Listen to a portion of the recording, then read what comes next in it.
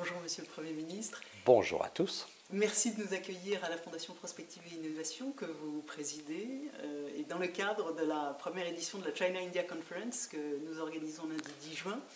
Et nous allons vous poser quelques questions avec Olivier Salomon, qui est donc directeur de ALX Partners, l'un de nos partenaires pour cette conférence. Et je souhaitais donc commencer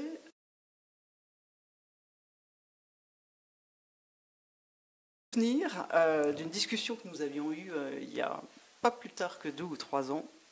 Vous avez effectué votre première visite en Inde, si mes références sont bonnes, en 2003, je crois, en tant que Premier ministre. Et en 2003, la France était le 15e fournisseur et le 9e client de l'Inde.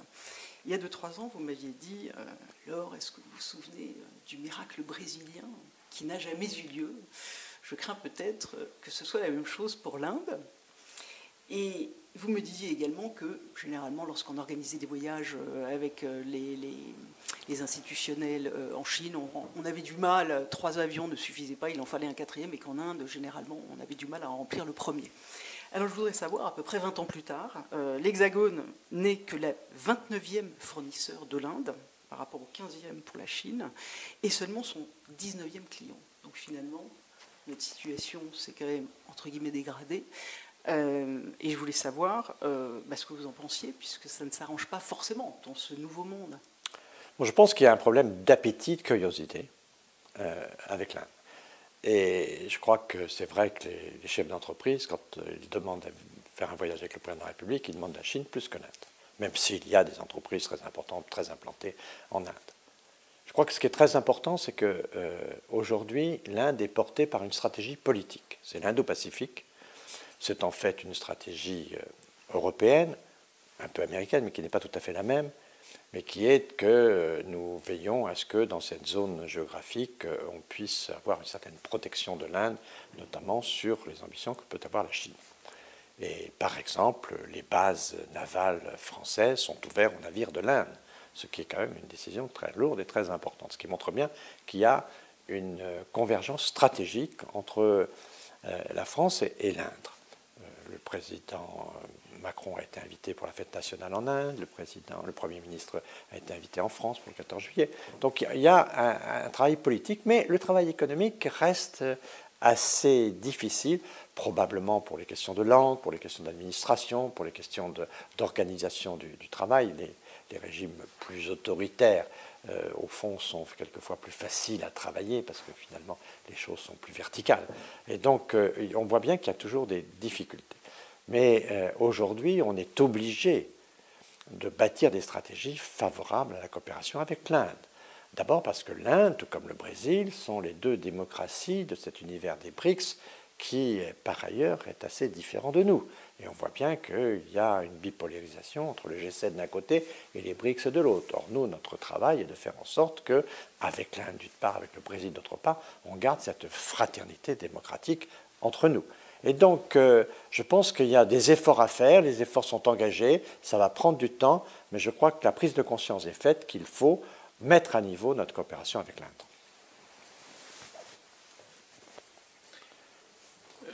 Question, Monsieur le Premier ministre, concernant les entreprises qui souhaitent développer leurs activités en Inde et qui se disent que ce marché étant tellement grand, avec un potentiel énorme, quelles seraient vos recommandations pour les entreprises françaises pour développer leur activité dans un marché particulièrement complexe? Je pense qu'il faut travailler avec les entreprises qui sont déjà implantées. C'est sûr qu'il faut profiter de la science de Capgemini qui est dans ce pays très implantée, très fort. On a quelques grandes entreprises qui sont très, très implantées. On a un secteur de défense qui travaille bien. On a un certain nombre de perspectives positives. Donc il faut travailler à partir des chevaux de Troie qui sont déjà en place. Je pense qu'il ne faut pas partir from scratch. Il faut pas vraiment partir avec des appuis, partir avec des connaissances, partir avec des réseaux. C'est quand même très important ici comme ailleurs. Et je pense qu'il faut s'intéresser à l'évolution de ce pays. Je pense que M. Modi est en train de rendre le pays plus organisé, peut-être plus autoritaire sans doute, mais sans doute aussi qu'il est arrivé à la conclusion, comme certains, qu'avec 1,4 milliard d'habitants, il faut quand même un peu d'autorité si on ne veut pas que la pagaille s'installe et que la diversité étouffe tout projet de développement. Et donc il y a là, je pense, un suivi à faire et voir les provinces les plus accessibles en premier, voir un peu la qualification aussi des personnels. Il est évident que on voit qu'aujourd'hui, en matière d'ingénieurs, en matière de techniciens, il y a des forces qui sont considérables en Inde. Il y a sans doute pour beaucoup de gens des pépites à développer. Donc je pense que dans un pays aussi grand, aussi puissant, qui a un avenir aussi immense, je crois qu'il faut partir avec des forces qui existent déjà sur place, et notamment les forces françaises qui sont déjà implantées. Je reprends l'expression de Laure tout à l'heure qui parlait de miracles brésiliens ou de miracles indiens.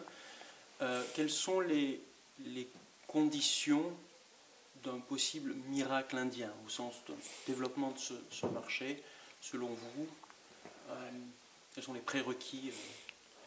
Je pense que les questions brésiliennes sont très liées à la culture d'une part, à l'économie d'autre part, et à l'éducation, enfin, et qu'au fond, on avait là, depuis José de Castro et quelques autres, on avait quand même les stratégies du sous-développement transformées en développement. On est dans une équation différente en Inde. On est un pays extrêmement éduqué quand même dans bien des domaines, et c'est un pays qui, je crois, a des pesanteurs politiques qui font qu'il n'a pas toutes les agilités qu'il pourrait avoir. D'abord, il a cette compétition avec la Chine qui est quand même très lourde, frontalière. Il a cette relation avec la Russie qui est à la fois un atout considérable, mais en même temps, en ce moment, dans cette situation belliqueuse de la Russie, c'est quelque chose qui est très pénalisant. Et donc, au fond, l'Inde, elle est au cœur des BRICS, mais elle n'est pas dans une situation si simple que ça. Elle a un allié qui est la Russie, elle a un adversaire qui est l'Inde, qui sont ses deux partenaires principaux dans les BRICS. Donc elle n'a pas une capacité stratégique si puissante que ça. Alors on voit bien que Modi est en train d'essayer de prendre une place importante, mais je pense que nous sommes là dans une situation où la stratégie de politique étrangère de l'Inde est une stratégie qui finalement est relativement sophistiquée, avec des relations subtiles d'un côté et de l'autre. Et donc, dans ce contexte-là, je pense qu'il faut bien qu'on perçoive que l'Inde doit être, pour l'avenir, et rester une démocratie, et que nous devons avoir des relations privilégiées avec l'Inde de ce point de vue-là. Et c'est pour ça que, personnellement, je trouve que au lieu de toujours faire référence à l'Occident, nous devrions faire référence au camp des démocraties et je dirais, associer davantage et le Brésil et l'Inde à nos propres projets, à nos propres réflexions. Au fond, les démocraties sont aujourd'hui fragiles, elles ne répondent pas aux attentes des propres électeurs, il suffit de voir les taux de participation, et donc cela doit conduire quand même, de mon point de vue, à une recherche de bonnes pratiques, à une recherche de développement de faits démocratiques, et de ce point de vue-là, on devrait renforcer notre fraternité démocratique avec l'Inde comme avec le Brésil. On pourrait passer par quoi, cette fraternité dont vous parlez, justement ? Elle pourrait passer par quoi exactement, cette fraternité dont vous parlez? Je pense que ce serait des chantiers d'amélioration et au fond de trouver des voies nouvelles et des échanges de bonnes pratiques entre les démocraties. Le système fédéral pour l'Inde, les systèmes éducatifs, il y a un certain nombre de sujets sur lesquels on voit bien que nos systèmes démocratiques sont un peu impuissants. On a vu ce qui s'est passé au Capitole, on voit ce qui s'est passé avec les Gilets jaunes, on voit bien que les taux de participation partout dans les élections dans le monde entier sont assez faibles, mais on a des systèmes très différents. La démocratie israélienne n'a rien à voir avec la démocratie allemande, qui n'a pas grand-chose à voir avec la démocratie française. Donc je pense qu'on devrait travailler, on devrait avoir des laboratoires de sciences politiques qui travaillent sur les bonnes pratiques. On a découvert le système de la justice au Japon avec l'affaire de Carlos Ghosn, mais on ne connaît pas bien s'il y a des choses à s'inspirer. Je pense qu'avec Séoul, il y a aussi des choses intéressantes à faire. Je trouve que les démocraties devraient travailler ensemble pour progresser, pour satisfaire les citoyens. Si on crée un régime pour le citoyen et que le citoyen ne vient pas voter, ça veut dire que notre système est fragile et que dans l'affrontement avec les régimes autoritaires, nous sommes un peu en situation de faiblesse. Donc là, je crois qu'il faut avec le Brésil, avec l'Inde, avec beaucoup d'autres pays, y compris des démocraties d'Afrique, des démocraties d'Amérique latine, travailler à comment inventer, je dirais on pourrait commencer par un échange de bonnes pratiques, quels sont les sujets qui sont bien traités dans tel endroit, pour essayer de développer et de faire en sorte qu'il y ait une volonté d'améliorer le système démocratique et de ne pas laisser le système démocratique s'appauvrir petit à petit. La Chine et l'Inde sont deux puissances qui développent une vraie souveraineté économique, notamment par le biais du digital, une souveraineté numérique, avec deux modèles qui sont distincts. L'un via un écosystème propriétaire et fermé qu'on a bien connu donc en Chine et qui s'est construit à l'initiative du privé essentiellement, ces sociétés qu'on connaît tous, les Baidu, les Alibaba, les Tencent, pour ne nommer qu'elles. Et l'autre avec une approche qui est très inclusive, très portée et promue justement par le Premier ministre indien Narendra Modi, et les grands conglomérats que sont notamment Reliance, Tata, et les Américains qui sont très très présents sur cette souveraineté justement qui fait l'exception, avec notamment Amazon et Flipkart appartenant à Walmart. Ces deux pays les plus peuplés abritent un vivier, vous l'avez dit tout à l'heure, de talents technologiques et d'ingénieurs. On parle à peu près aujourd'hui de 1,3 milliard à 1,3 million pour la Chine et 1,5 million pour l'Inde d'ingénieurs diplômés chaque année.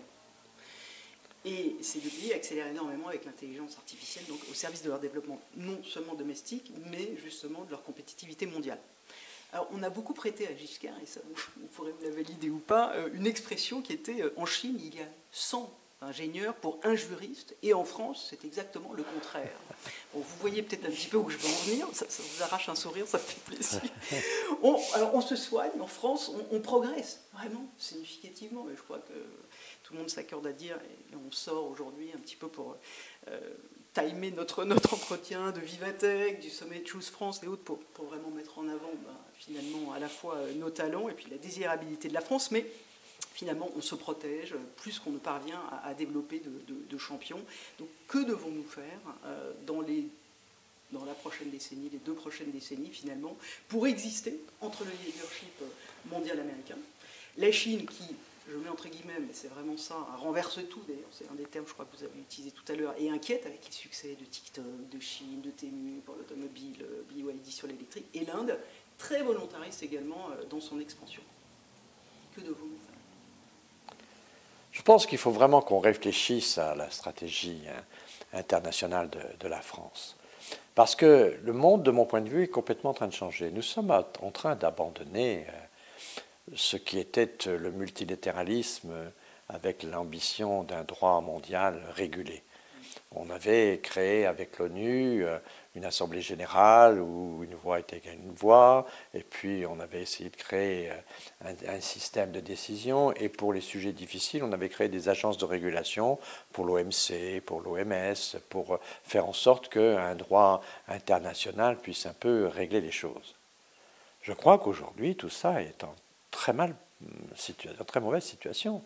Je vois bien que les agences fonctionnent mal, qu'il y a des difficultés, et qu'au fond, nous revenons tranquillement au rapport de force.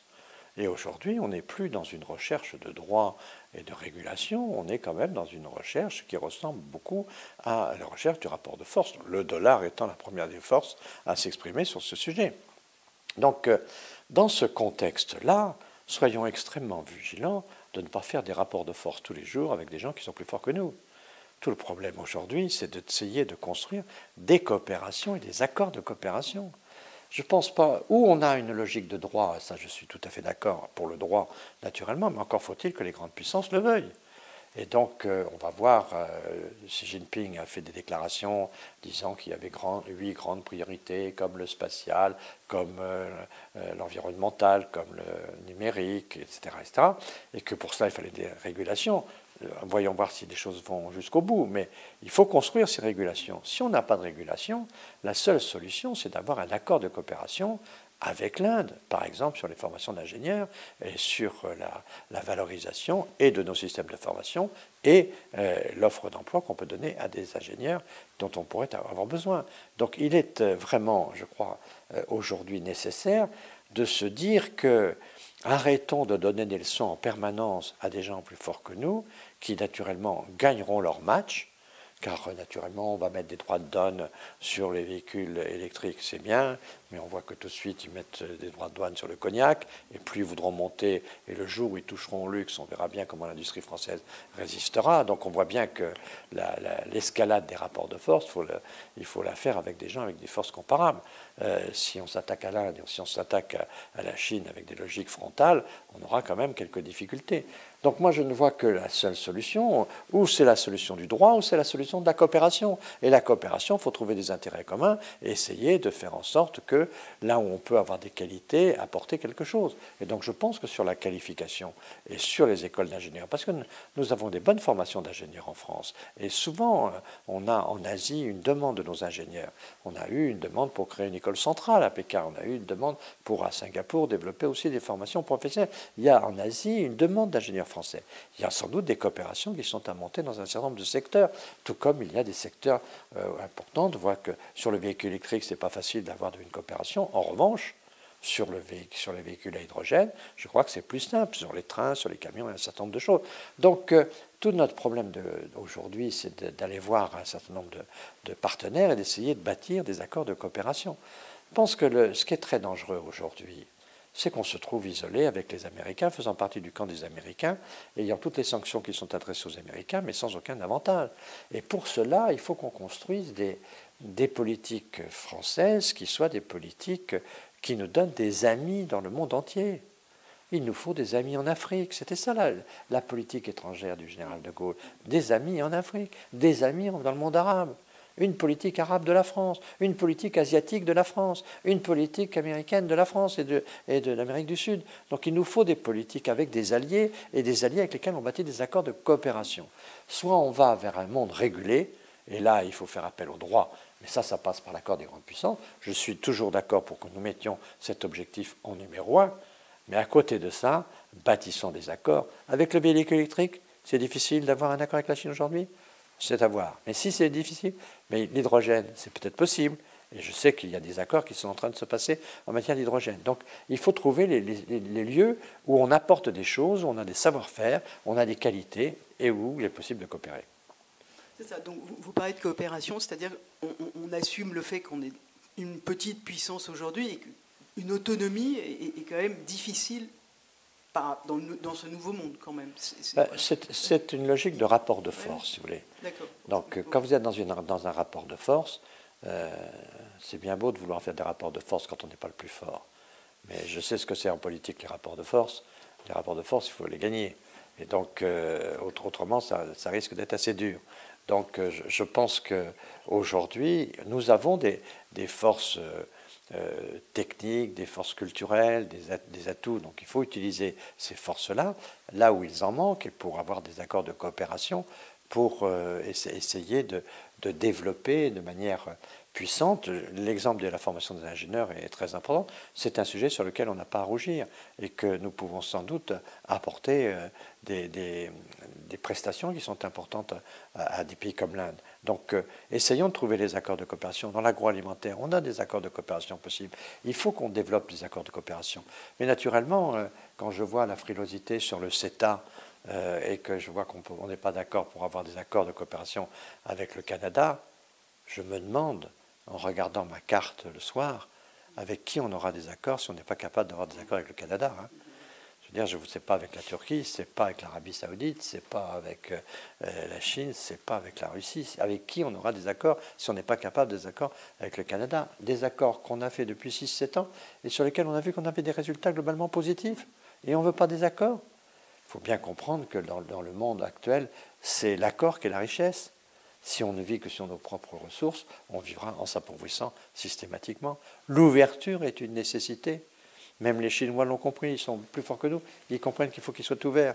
Nous devons comprendre qu'on doit être ouvert et on doit aller chercher la richesse à l'extérieur de nous-mêmes. Et pour aller chercher cette richesse, il faut valoriser celle que nous avons à l'intérieur, mais aller chercher de la richesse à l'extérieur. Et pour ça, il faut de la coopération. Et de la coopération en ayant plutôt des amis que des ennemis. Car naturellement, si on se fâche avec la terre entière, si on demande, qu'est-ce qu'on demande à un pays? aujourd'hui un pays qu'on demande, qui soit si possible stable et qu'il puisse éviter de faire la guerre. C'est ça qu'on peut demander d'abord à un pays aujourd'hui, d'essayer d'éviter que ces pays entrent un jour en guerre, ou contre nous évidemment, mais contre quelque nation que ce soit. Un pays qui assure sa stabilité et qui n'est pas belliqueux, c'est un pays qui déjà est un pays pour nous qui marque de l'intérêt. Alors naturellement, ce n'est pas forcément un allié politique, parce qu'il peut avoir un autre système, mais c'est à partir du moment où il n'est pas dans une tension et qu'il est dans une logique de stabilité, nous avons intérêt à la stabilité de ce monde. Et donc je pense qu'il faut vraiment qu'on comprenne que le danger que nous avons à donner des leçons à tout le monde, c'est qu'on aura tout le monde contre nous. Et à ce moment-là, on n'aura plus beaucoup d'accords de coopération possibles.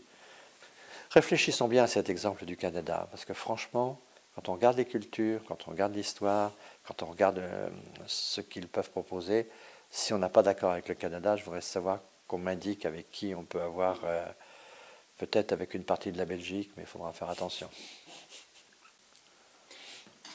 Je reviens du coup à l'Inde et au partenariat possible ou au développement possible. Vous avez cité quelques exemples, mais quels sont les secteurs d'activité, les industries dans lesquelles on a les meilleures opportunités avec l'Inde, l'automobile, l'aéronautique, le luxe? Votre point de vue sur où sont les meilleures opportunités pour nous? Dans les très très grands marchés, il faut faire très attention parce que les niches sont multiples. Et donc il y a sans doute beaucoup de perspectives. Et donc il faut se méfier de ne pas forcément aller dans le mainstream. Parce que là, on va trouver les Américains, on va trouver tout le monde. Mais à toute la périphérie, on devrait trouver des possibilités pour la France. Disons qu'il y a un espace qui est quand même un espace très important pour la France, qui est la culture. La culture, nous sommes respectés dans le monde à cause de cela. Nous avons les acteurs, nous avons les produits. Et donc, je pense que ces secteurs-là, pour un pays de haute civilisation comme l'Inde, ce sont des secteurs qui sont très importants pour nous. Et donc, on a des sujets qui sont très importants. On a aussi des sujets importants aujourd'hui, dans une toute autre perspective, on pourrait presque dire opposé, c'est le secteur de la défense, où nous avons des crédibilités très très fortes et où l'Inde est quand même un petit peu gênée aujourd'hui d'avoir cette dépendance vis-à-vis de la Russie sur le plan du marché militaire. Donc je crois qu'on a un certain nombre de possibilités. Je pense aussi que nous avons des fortes possibilités justement dans les questions de formation et probablement aussi dans les questions d'organisation et je dirais d'efficacité managériale publique. Le management public est quelque chose qui est quand même très important et qui est très compliqué en Inde. Et je pense que nous avons, malgré toutes nos complexités, malgré toutes nos difficultés, je pense que le management public est quelque chose de très important. L'Inde va devenir un pays relativement autoritaire. Je pense que M. Modi va vouloir imposer sa marque et son style, et compte tenu des diversités territoriales, compte tenu des diversités culturelles, il va avoir besoin de l'autorité pour entrer dans toutes ces castes qui sont souvent assez fermées. Et donc, dans cette logique-là, je pense que le management public sera une question très importante, et c'est un sujet sur lequel la France peut avoir beaucoup d'intérêt. Je vois que on s'est inspiré de notre école d'administration en Chine, on s'est inspiré dans beaucoup de pays. Il y a sans doute aussi des choses qu'on peut inspirer comme ça. Ça fera sourire les Français de penser qu'on peut exporter notre exportation, mais il y en a qui, en matière de complexité, sont encore demandeurs. Donc, essayons de pouvoir ça. Et puis, je dirais que d'une manière générale, ce qui est aussi très important maintenant, c'est tout ce qui touche, je dirais, à la planétisation des consciences. Je crois que nous, il faut qu'on se positionne là-dessus. Nous sommes le pays d'accueil des accords de Paris. Nous sommes un pays dont la jeunesse est très mobilisée sur la question de la protection de la planète. C'est un peu un nouvel humanisme qui est en train de se créer. C'est que pour protéger l'humanité, il faut protéger la planète. Et c'est un consensus qui est aujourd'hui chez les jeunes très très fort. Et chez les jeunes en France, mais chez les jeunes en Asie, à Shanghai, je vois des jeunes à Shanghai, on m'a raconté récemment, qui ont refusé des promotions politiques à Pékin ou à Shanghai à cause de la pollution.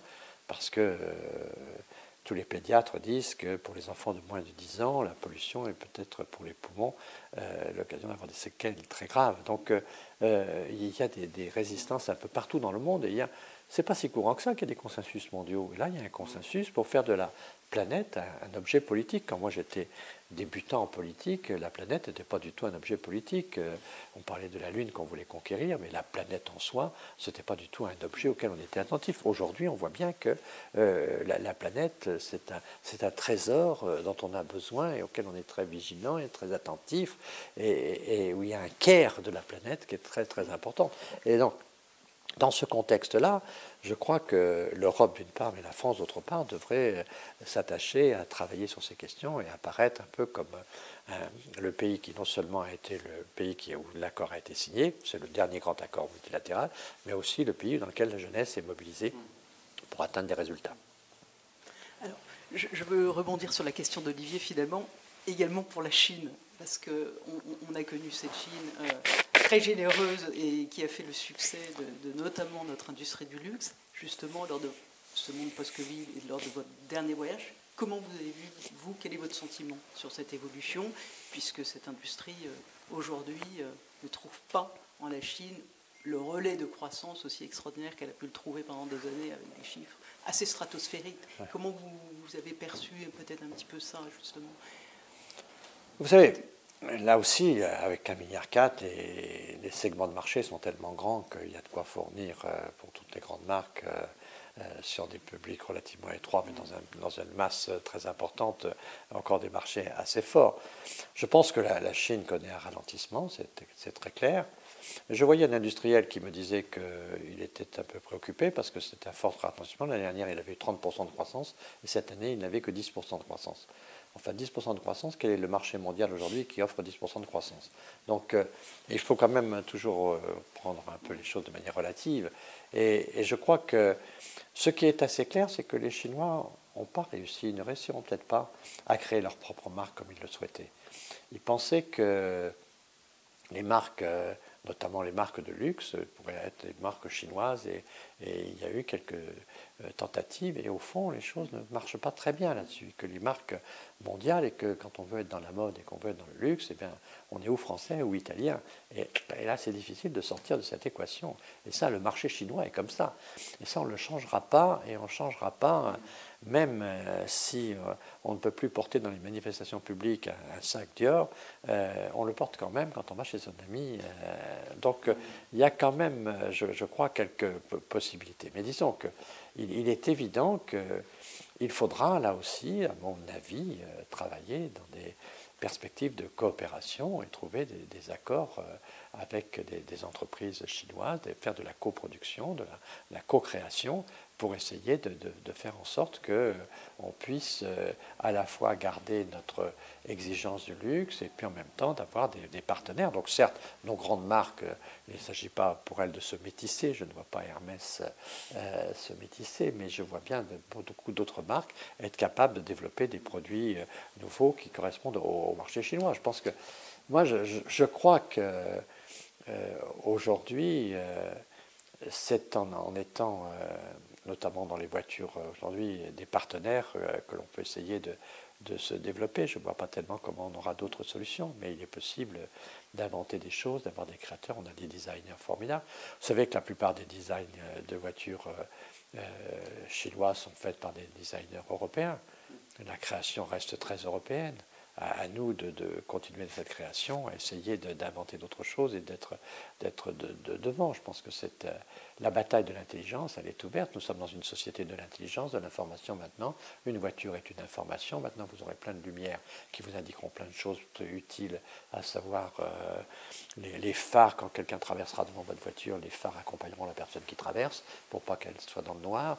Donc, il y a plein de petites choses qui vont arriver comme ça. Donc, c'est la compétition des intelligences qui va devoir s'exercer. Donc, je pense que ce monde se dématérialise quelque peu, ce monde s'ouvre, et donc pour les peuples qui sont des peuples de civilisation et qui ont été des peuples qui ont été toujours flattés d'une certaine forme d'intelligence, mais c'est maintenant le moment de le montrer qu'on est capable d'inventer. Donc innovation à fond, et création à fond, intelligence ajoutée, c'est ça notre enjeu. Et arrêtons de penser que les autres sont plus bêtes que nous, et au contraire, disons qu'on a des défis à relever et qu'il faut être très fort. Jacques Chirac me disait toujours, fais attention avec les Chinois. Ils sont aussi intelligents que nous. Ils travaillent 2 fois plus et ils sont 1,4 milliard. Alors si tu veux les bousculer, prends ton temps. À nous de prendre notre temps. Écoutez, merci beaucoup.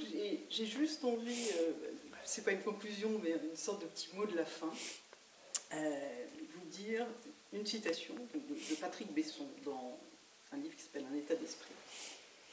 Tenir à la vie est une faiblesse mortelle. Les civilisations sont créées par des gens qui n'ont pas peur de mourir et perdues par des gens qui aiment vivre. Je pense que c'est clair qu'il faut aimer vivre et qu'il ne faut surtout pas aujourd'hui voir l'Inde comme un enfer, la Chine comme un enfer, le Brésil comme un enfer. Il y a des merveilles dans ces pays. Bien sûr, il y a des bidonvilles, bien sûr, il y a des difficultés au Brésil, mais le Brésil est formidable, l'Amazon est quelque chose d'incroyable. La Chine, le Bund de Shanghai est quelque chose de magnifique. Il y a du bon à vivre partout. Et c'est ça, je crois, qu'est la règle. C'est au fond d'aller chercher ce qui est la force de la vie. Et on revient à l'essentiel, qu'on me donne l'envie de la vie.